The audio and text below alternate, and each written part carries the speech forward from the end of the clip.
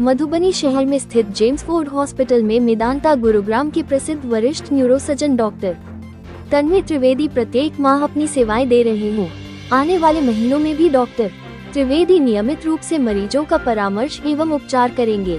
Doctor Trivedi neurotraumatology, paediatric neurosurgery, interventional neuroradiology एवं fluorescence guided neurosurgery के विशेषज्ञ हैं।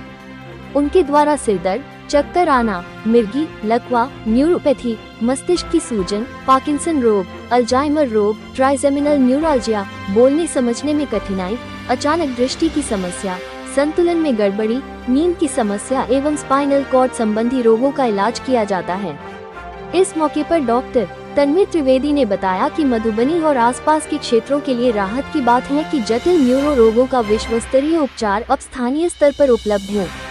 पहले brain stroke, spinal injury, brain tumour या मिर्गी में मरीजों को दिल्ली, गुरुग्राम या पटना भागना पड़ता था।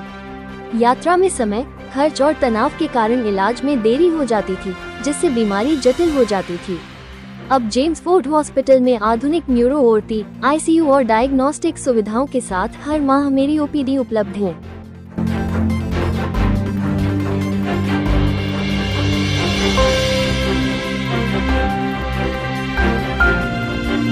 फोर्ड हॉस्पिटल में न्यूरो सर्जरी का इलाज होता है, आप मंथली में आते हैं, क्या कहेंगे यहाँ जो भी पेशेंट इस तरह के जूझ रहे हैं?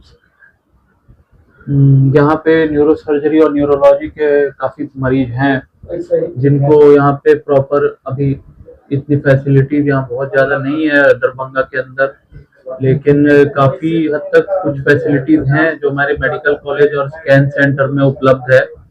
तो जिन पेशेंट्स तो काफी मात्रा में हैं, बट उचित सलाह उनको कम मिल पाती है। तो जो भी मरीज मेरे पास आते हैं उनको अगर दवाइयों से ठीक होने वाले रोग रहते हैं तो दवाइयाँ देते हैं, MRI CT स्कैन कराते हैं, और अगर किसी को ऑपरेशन की जरूरत है तो उनको फिर हम अपने वहाँ गुड़गांव में जो मेदांता अस्पताल है वहाँ बुलाते हैं। आज के समय में सबसे ज्यादा कौन सी न्यूरोलॉजिकल समस्या देखने को मिल रही है? सबसे ज्यादा समस्या आज के समय में जो आजकल का क्या है कि जो फिजिकल एक्टिविटी कम हो गई है लोगों की, तो उसकी वजह से गर्दन की समस्या, कमर की समस्या, महिलाओं में कैल्शियम और विटामिन कम होने की वजह से हड्डियां कमजोर हो जाती हैं, उस चीज की समस्या, और बीपी बढ़ने की वजह से स्ट्रोक की समस्या, ये सब समस्याएं बहुत ज्यादा है। स्ट्रोक से याद है, मधुबनी दरभंगा में से कुछ पेशेंट हाल ही में देखे हैं हमने कि ब्रेन हेमरेज और ब्रेन स्ट्रोक के लोगों को ये डिफरेंस नहीं पता चलता है। ब्रेन हेमरेज और ब्रेन स्ट्रोक दो तरीके का होता है, एक बोलते हैं इन्फार्क्ट और एक को बोलते हैं हेमरेज। तो जो इन्फार्क्ट जिसको कहते हैं उसमें क्या होता है कि दिमाग के एक बहुत बड़े हिस्से में खून का संचार बंद हो जाता है, तो उसको इन्फार्क्ट कहते हैं। दूसरे तरीके का जो स्ट्रोक है उसको हेमरेज बोलते हैं, उसमें दिमाग के अंदर ब्लीडिंग हो जाती है। तो जो ब्लीडिंग वाली स्ट्रोक है वो ज्यादा खतरनाक होता है, उसमें जान जाने के चांसेस ज्यादा रहते हैं, लेकिन होते दोनों ही स्ट्रोक ही हैं। तो सर खुलवाया जाता है, ऑपरेशन किया जाता है, वो सेफ रहता है, उसमें जान बचने का उम्मीद? उसमें उस पर डिपेंड करता है कि जो ऑपरेशन से पहले मरीज की स्थिति क्या है। अगर बहुत डीप कोमा में है तो फिर ऑपरेशन के बाद भी कई बार जान नहीं बचती है, और अगर जस्ट आपने जल्दी उपचार करा लिया, जल्दी ऑपरेशन करा लिया तो उसमें जान बच जाती है। पेशेंट अगर ब्रेन हेमरेज या ब्रेन स्ट्रोक का आता है जेम्स फोर्ड में, उसका इलाज हो जाएगा? ऑपरेशन का तो अभी कहना मुश्किल है, बट दवाई दे सकते हैं। अभी ऑपरेशन का इलाज तो यहाँ पे हमने शुरू नहीं किया है, बट हाँ सलाह जरूर मिल जाएगी स्ट्रोक के लिए।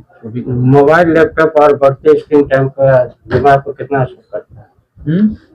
मोबाइल, लैपटॉप और जो बढ़ता हुआ स्क्रीन टाइम है, लोगों के बीच जो इंटरनेट को लेकर के लगातार मोबाइल लैपटॉप पर आते हैं, वो दिमाग पर कितना असर करता है? उसकी वजह से दिमाग में ऐसा तो कुछ नहीं है, जो एक भ्रांति फैली हुई है कि मोबाइल या लैपटॉप देखने से ब्रेन ट्यूमर हो सकता है, वो ऐसा नहीं होता है। लेकिन उसकी वजह से हमारा अगर कंटिन्यूअस बहुत देर तक लगातार अगर आप मोबाइल या टीवी या लैपटॉप देखते हैं तो हमारे से स्पाइन में बहुत बुरा असर पड़ता है उसका, क्योंकि उससे एक ही पोस्टर में देखने की वजह से स्पाइन की कई, रीढ़ की हड्डी की कई बीमारियां हो जाती हैं उससे। सड़क दुर्घटनाओं में सिर में चोट लग जाता है जिसके कारण आदमी की मौत हो जाती है जी, तो क्या सावधानी बरतनी चाहिए? एक तो हेलमेट लगाना चाहिए, हेलमेट लगाने से सिर की चोट काफी हद तक कम हो जाती है।